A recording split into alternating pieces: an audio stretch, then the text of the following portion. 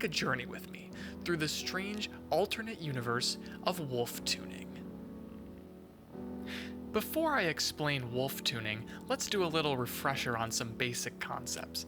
The two simplest consonances are the octave, which has a frequency ratio of 2 to 1, and the perfect fifth, which has a frequency ratio of 3 to 2. These are the simplest whole number frequency ratios.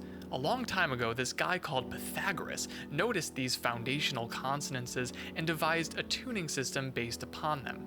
By stacking perfect fifths upon a base frequency, all 12 chromatic notes can be generated. Music is perfect, and everything is good. But wait a second. The 12th note we generated here is not related to the base frequency by a series of octaves. It is close to 7 octaves above the base, but not exactly. This 12th note is about 23.46 cents too sharp, an amount known as the Pythagorean comma. Okay, so 12 notes isn't enough, so let's just keep stacking fifths until we reach a note that is related to the base by a series of octaves. Unfortunately, music is not perfect, and everything sucks. We will never reach a note related to the base by a series of octaves by stacking perfect fifths. It is mathematically impossible. For Pythagorean tuning to conform to a 12-tone system, the 12th note generated must be flattened by 23.46 cents, so that it is now precisely 7 octaves above the base. Now, every perfect fifth is pure, except for 1, which is now 23.46 cents flat. This is known as a Wolf Fifth and was historically avoided due to its much harsher sound. Now, if you're like me, you might actually like the sound of this Wolf Fifth. It is more colorful, more saturated than the perfect fifth, almost as if it has some kind of chorus effect applied to it. So this got me thinking. What if we created a system in which notes are generated not by stacking perfect fifths, but by stacking wolf fifths? And so this is what we get when we stack our wolf fifths. I have placed all of our generated notes in the same octave, ordered them, and converted the frequency ratios into cents. As you can imagine, a series of wolf fifths does not fit nicely into a series of octaves, so I have taken the note that is closest to an octave above our base and made it exactly an octave above. This way, we can have pure octaves. So some things that immediately stand out.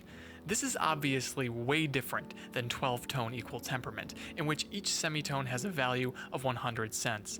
And since we are not equally dividing the octave, each semitone here represents a different number of cents, and therefore the pitch difference between different semitones is not the same.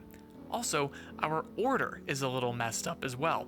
Note that the 12th note generated is actually not the note we have assigned to be an octave above our base. It is actually the 7th note generated.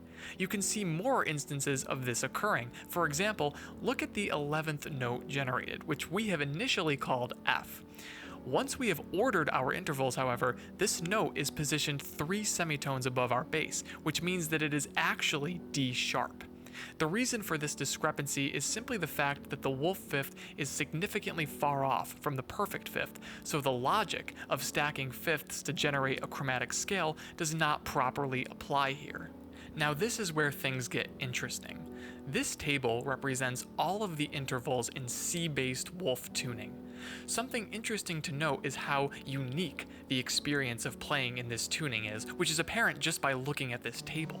For example, the distance between A flat and C is about 415 cents, which is a little sharper than the 12-tone equal temperament major third, so this interval has a major quality to it. However, the distance from C to E is about 314 cents, which is undoubtedly a minor third. So two intervals that span the same number of semitones can have drastically different qualities depending on what the root note is. There are many more examples of this phenomenon occurring within this system.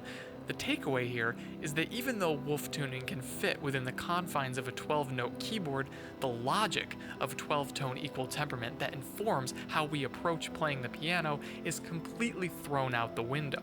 To survive in this world, we need to unlearn everything we know about playing this instrument. So this table shows 144 intervals, but not all of these intervals are unique. There are some repeats here. If we get rid of all of the repeats, we can identify 25 unique intervals. Let us walk through these intervals. So right off the bat, we have a wonderful diversity of seconds here. We actually have 5 flavors of seconds to choose from. We have a quarter tone that is pretty much exactly 50 cents. We have a minor second. We have a neutral second that is almost right in between a minor and major second. We have a major second, and finally, we have a super major second that is in between a major second and a minor third. Speaking of thirds, we also have some lovely thirds here. We have a sub-minor third that is flatter than your typical minor third.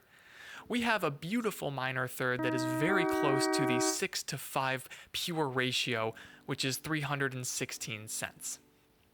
We have a neutralized major third, neutralized because it's in between a minor and major third, but it's closer to a major third and as such has a much more major quality. And we also have a super major third that is significantly brighter than your average major third. Fourths and fifths here are much more colorful than we're used to. We have a saturated fourth, which is significantly flatter than a perfect fourth and as such has a much more saturated, colorful quality to it. We have a super fourth, which is significantly sharper and brighter than a perfect fourth. We actually have 2 tritones to choose from here. We have an okay approximation of the septimal tritone, which is a 7:5 ratio, or 582 cents, and an okay approximation of the greater septimal tritone, which is a 10:7 ratio, or about 617 cents.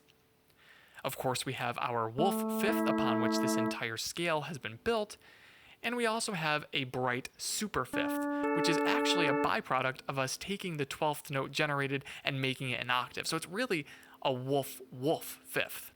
Our sixths and our sevenths are also quite nice here. We have a sub-minor sixth, which is flatter than your typical minor sixth. We have a neutralized minor sixth, neutralized because it's in between the minor and major sixth, but it's much closer to a minor sixth and has a much more minor sixth quality to it. We have a major sixth, which is very close and a great approximation of the 5:3 just intonation ratio, which is around 884 cents. We have the lesser and greater tense sixths, called so because they're sharper than a major sixth and nearing minor seventh territory, which is a notably tense interval.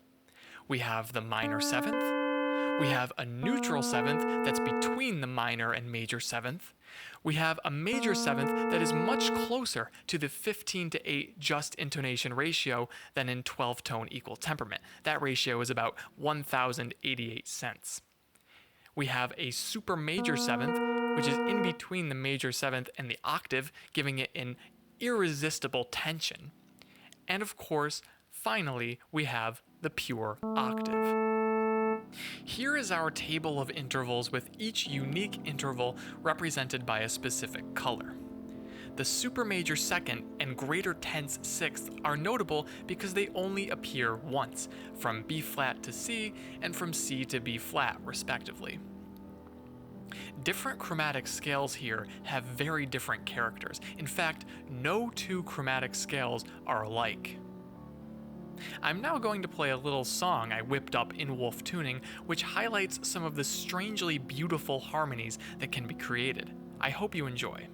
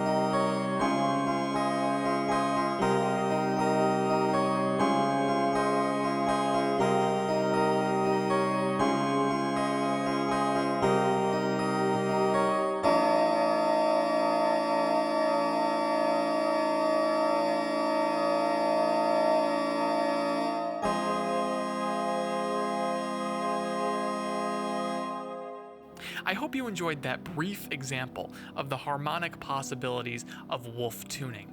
The song you just heard was made using the microtuner plugin in Ableton Live.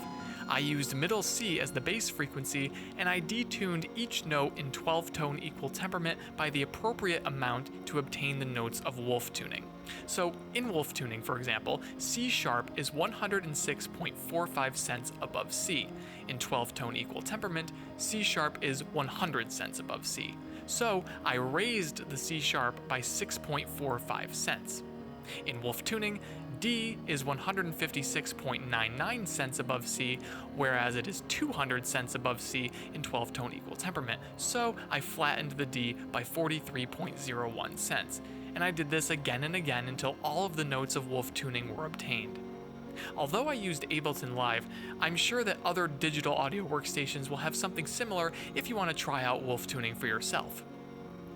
Anyway, that is Wolf tuning, an absolute atrocity of a tuning system, perhaps the worst one ever devised. However, strangely enough, it is actually full of interesting and beautiful surprises. I hope you enjoyed Wolf tuning. Thank you for watching.